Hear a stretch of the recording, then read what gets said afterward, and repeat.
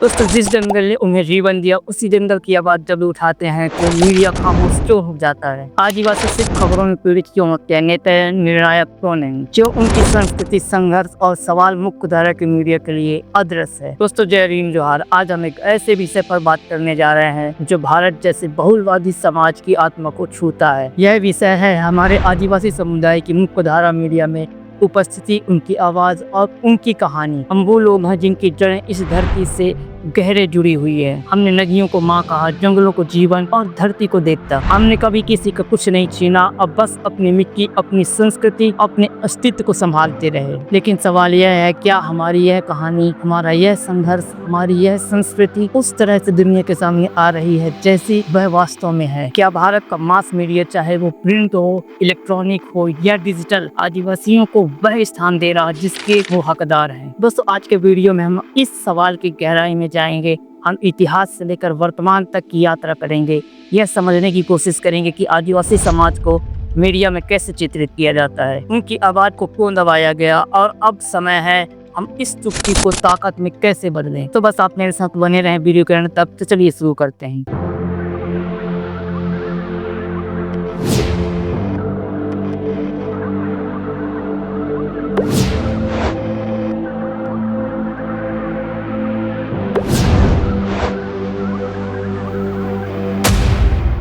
दोस्तों, भारत की स्वतंत्रता की लड़ाई में जिन नायकों को हम याद करते हैं, गांधी, नेहरू, सुभाष चंद्र बोस, उनके साथ साथ कुछ ऐसे ही नाम हैं जिन्हें इतिहास ने, हमारे मीडिया ने लगभग भुला दिया। सिद्धू कानू, तिलका मांझी, बिरसा मुंडा, वीर नारायण, ये वो आदिवासी नायक थे जिन्होंने न केवल औपनिवेशिक शासन के खिलाफ विद्रोह किया, बल्कि अपनी जमीन, अपनी संस्कृति और अपने लोगों की रक्षा के लिए जान की बाजी लगा दी। 1770-71 का पहाड़िया विद्रोह, 1855 का संथाल हुल, बिरसा मुंडा का उलगुलान, ये वो आंदोलन थे जिन्होंने ब्रिटिश शासन की नींव हिलाई। लेकिन क्या आपको लगता है कि उस समय के समाचार पत्रों या प्रेस ने इन विद्रोहों को उचित स्थान दिया? जवाब है नहीं। औपनिवेशिक मीडिया ने इन आंदोलनों को अपराध, बर्बरता या अंधविश्वास की संज्ञा दी। आदिवासियों को जंगली या असभ्य कहकर उनकी आवाज को दबाया गया। यहाँ तक कि स्वतंत्रता के बाद भी यह स्थिति ज्यादा नहीं बदली। आजादी के बाद के दशकों में जब भारत अपनी नई पहचान गढ़ रहा था, तब भी आदिवासी समाज को मुख्य धारा से अलग थलग रखा गया। उनकी गरीबी, भुखमरी, विस्थापन और शोषण की कहानियां अखबारों की सुर्खियों में शायद ही कभी आई हो। अगर कुछ खबरें छपी भी तो नक्सलवाद जैसे संदर्भों तक सीमित थी, और वह भी एक नकारात्मक नजरिए से। इस अनदेखी का एक कारण यह भी था कि उस समय का मीडिया प्रभुत्वशाली वर्गों, चाहे वह औपनिवेशिक शासक हो या स्वतंत्र भारत के सवर्ण और शहरी अभिजन के हितों से संचालित था। आदिवासी समुदायों की आवाज को सुनना, उनकी कहानी को सामने लाना, उनके संघर्षों को समझना, यह उस समय के मीडिया के एजेंडे में शामिल नहीं था और न आज है। दोस्तों, जब हम आज के मुख्य धारा मीडिया को देखते हैं, चाहे वह प्रिंट हो, टीवी हो या डिजिटल प्लेटफॉर्म, तो आदिवासियों की छवि अक्सर रूढ़िगत ढांचे में बंधी नजर आती है। इन्हें या तो निष्पाप वनवासी के रूप में दिखाया जाता है जो प्रकृति के साथ सामंजस्य में रहते हैं, या फिर उन्हें नाचते गाते जंगली के रूप में जिनका जीवन केवल फोकलोर और फैंटेसी तक सीमित है। 1950 से 1980 के दशकों में जब वामपंथी और समाजवादी विचारधारा का प्रभाव कुछ हद तक मीडिया में दिखा, तब आम आदमी की समस्याओं को उठाया गया। लेकिन आदिवासी समाज फिर भी हाशिए पर रहा। उनकी संस्कृति को एक्सोटिक बनाकर प्रस्तुत किया गया, बिना उनके सामाजिक, आर्थिक और राजनीतिक संघर्षों को गंभीरता से समझे। उदाहरण के लिए बॉलीवुड सिनेमा में आदिवासियों को अक्सर एक रोमानी या हास्यास्पद चरित्र के रूप में दिखाया गया। राज कपूर की फिल्म राम तेरी गंगा मैली में आदिवासी लड़की के स्वयंवर जैसी काल्पनिक प्रथा को दिखाया गया, जो वास्तविकता से कोसों दूर थी। दूसरी ओर मृणाल सेन की मृग्या जैसी फिल्मों ने आदिवासी जीवन को संवेदनशीलता के साथ प्रस्तुत किया। लेकिन ये अपवाद है, नियम नहीं।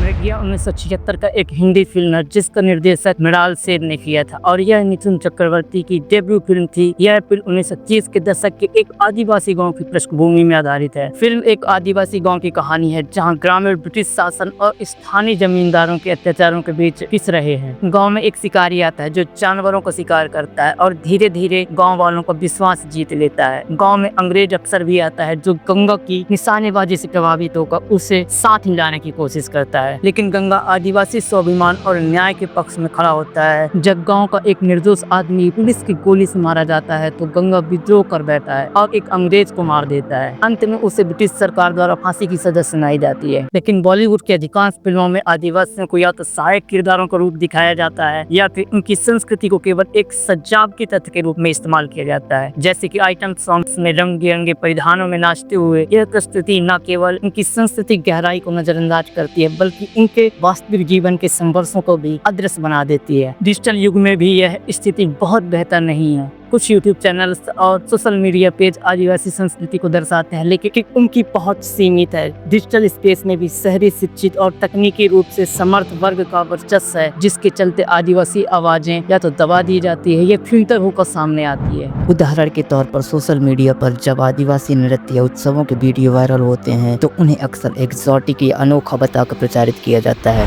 लेकिन उनके पीछे की सामाजिक आर्थिक पृष्ठभूमि या संदर्भ को शायद ही समझा जाता है। यह एक तरह का सांस्कृतिक उपभोग है जहां आदिवासी संस्कृति को केवल मनोरंजन के लिए इस्तेमाल किया जाता है। यह प्रवृत्ति केवल संवेदनहीनता ही नहीं बल्कि एक गहरे पूर्वाग्रह को भी दर्शाती है। दोस्तों, आदिवासी समाज में महिलाएं दोहरे शोषण का शिकार हैं, जाति और वर्गीय उत्पीड़न के साथ साथ लैंगिक हिंसा। लेकिन मुख्य धारा का मीडिया जो खुद को लोकतंत्र का चौथा स्तंभ कहता है, इन मुद्दों को या तो नजरअंदाज करता है या फिर गलत तरीके से प्रस्तुत करता है। 4 मई 2023 को मणिपुर में 2 की आदिवासी महिलाओं के साथ जो भयावह अत्याचार हुआ, उन्हें नग्न करके सड़क पर परेड कराया गया, वह इस असंवेदनशीलता का एक ज्वलंत उदाहरण है। इस घटना को तब तक मीडिया में जगह नहीं मिली जब तक इसका वीडियो सोशल मीडिया पर वायरल नहीं हुआ। यह चुप्पी हमें यह सोचने पर मजबूर करती है कि क्या आदिवासी महिलाओं का दर्द मुख्य धारा के लिए कोई मायने रखता है या नहीं। इसी तरह मध्य प्रदेश के सागर जिले के बड़ोदिया गाँव में एक दलित महिला को निर्वस्त्र कर पीटा गया और उसके बेटे की हत्या कर गई गई क्योंकि उन्होंने यौन उत्पीड़न के मामले में समझौता करने से इनकार किया था। देवास जिले के बोरपड़ाव गांव में भी एक आदिवासी महिला के साथ मारपीट की गई। इन घटनाओं को तब तक कवरेज नहीं मिला जब तक कि सोशल मीडिया ने उन्हें सामने नहीं लाया। मुख्य धारा का मीडिया अक्सर आदिवासी महिलाओं को केवल पीड़ित के रूप में चित्रित करता है,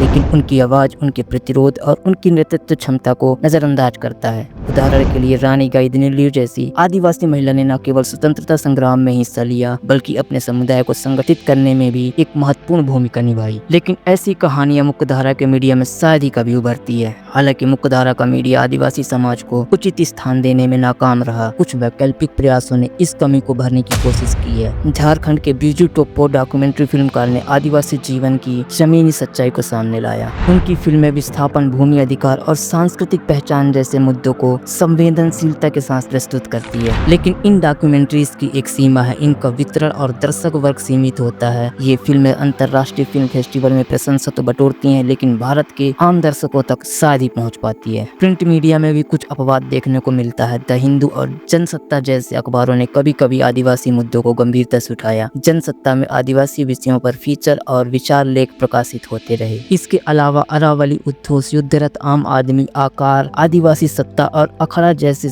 आंचलिक और वैकल्पिक पत्रकारों ने स्थानीय आवाजों को स्थान दिया। इन पत्रिकाओं ने न केवल आदिवासी लेखकों और पत्रकारों को मंच दिया बल्कि स्थानीय भाषाओं में लेख लिखे गए और कविताओं के माध्यम से आदिवासी संस्कृति को जीवित रखने का प्रयास किया गया। उदाहरण के लिए युद्धरत आम आदमी का 2002 का आदिवासी विशेषांक का एक ऐतिहासिक प्रयास था जिसने आदिवासी साहित्य और विमर्श को राष्ट्रीय स्तर पर चर्चा में लाया। इसके अलावा कुछ स्वतंत्र पत्रकारों और सामाजिक कार्यकर्ताओं ने ब्लॉग्स और सोशल मीडिया के माध्यम से आदिवासी मुद्दों को उठाने की कोशिश की, लेकिन इन प्रयासों को वित्तीय संसाधनों की कमी, तकनीकी बाधाओं और मुख्य धारा के प्रभुत्व के कारण व्यापक पहचान नहीं मिल पाती है। दोस्तों, मुख्य धारा के मीडिया में आदिवासी प्रतिनिधित्व की कमी एक गंभीर संरचनात्मक समस्या है। क्या आपने कभी सोचा है कि कितने आदिवासी पत्रकार, संपादक, प्रोड्यूसर या मीडिया प्रबंधक बड़े न्यूज हाउसों में हैं? जवाब है लगभग ना के बराबर। मीडिया शिक्षा संस्थानों और पत्रिकाओं कोर्सों में भी आदिवासी समुदाय के लोग नगण्य संख्या में हैं। इसका परिणाम यह है कि खबरों का चयन, उनकी प्रस्तुति और उनके दृष्टिकोण पर आदिवासी नजरिया पूरी तरह अनुपस्थित रहता है। यह कमी केवल व्यक्तिगत स्तर पर नहीं बल्कि एक संस्थागत स्तर पर भी है। बड़े मीडिया घरानों में निर्णय लेने की प्रक्रिया में सवर्ण और शहरी अभिजन वर्ग का वर्चस्व है। इस कारण आदिवासी क्षेत्रों में भेजे जाने वाले संवाददाता अक्सर स्थानीय भाषा, संस्कृति और संदर्भों से अनजान होते हैं। उनकी रिपोर्टिंग में पूर्वाग्रह और गलतफहमियां स्वाभाविक रूप में शामिल हो जाती है।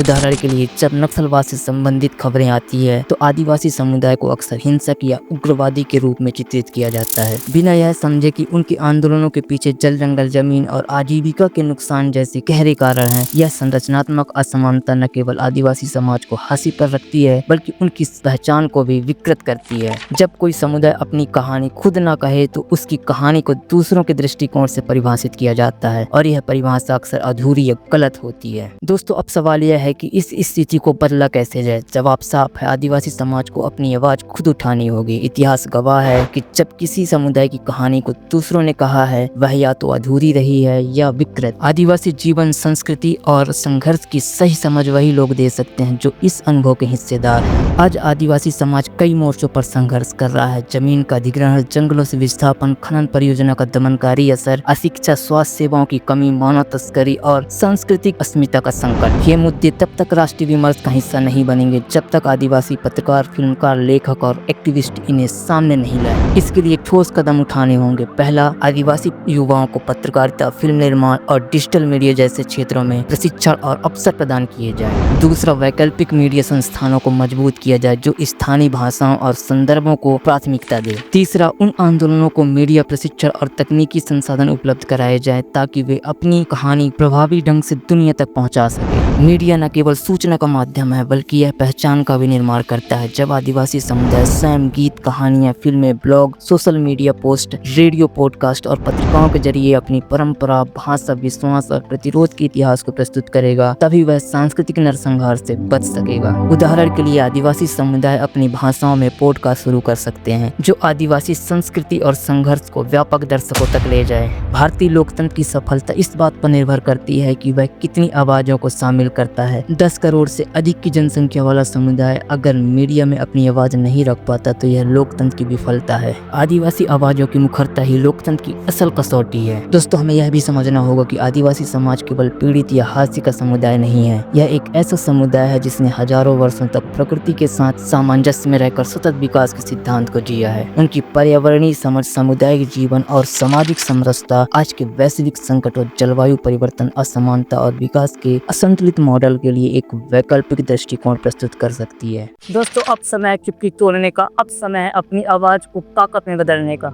हम वो लोग हैं जिन्होंने इस धरती को माँ माना, जंगलों को जीवन और प्रकृति को देवता। हमने कभी किसी से कुछ नहीं छीना, बस अपनी मिट्टी, अपनी संस्कृति और अपने स्वाभिमान को संभालते रहे। लेकिन इतिहास गवाह है, हमसे हमारी जमीनें छीनी गई, हमसे भाषा दबाई गई और हमारी आवाज को खामोश कर दिया गया। जब हमारी बहनें बेइज्जत होती हैं तो कैमरे खामोश रहते हैं। जब हमारे बुजुर्ग रोते हैं तो रिपोर्टर्स दूसरी तरफ देखते हैं। क्यों? क्योंकि हम आदिवासी हैं। नहीं, अब और नहीं। जोहार टीवी बिरसिंहपुर यही मंच है जहाँ से हम अपनी बात कहेंगे, अपने दुख, अपनी संस्कृति, अपने संघर्ष और अपने स्वाभिमान की कहानी पूरी दुनिया तक पहुंचाएंगे। दोस्तों, यह मंच केवल एक यूट्यूब चैनल नहीं है बल्कि एक आंदोलन है। यह वह जगह है जहां हम अपनी कहानियों को अपनी भाषा में, अपनी नजर से और अपनी संवेदनाओं के साथ प्रस्तुत करेंगे। यह वह मंच है जहां हर आदिवासी की आवाज गूंजेगी, चाहे वह संथाल हो, मुंडा हो, गोंड हो या कुकी समुदाय। अगर आप हमारे साथ हैं, अगर आप चाहते हैं कि आदिवासी समाज की आवाज दुनिया तक पहुँचे तो हमारे चैनल को सब्सक्राइब जरूर करें, हर वीडियो को लाइक करें, शेयर करें और इस सफर में हमारा साथी बने। हम अकेले नहीं लड़ सकते, लेकिन आपके साथ मिलकर हम एक ऐसी आवाज बन सकते हैं जो हर उस आदिवासी के लिए बोले जिसे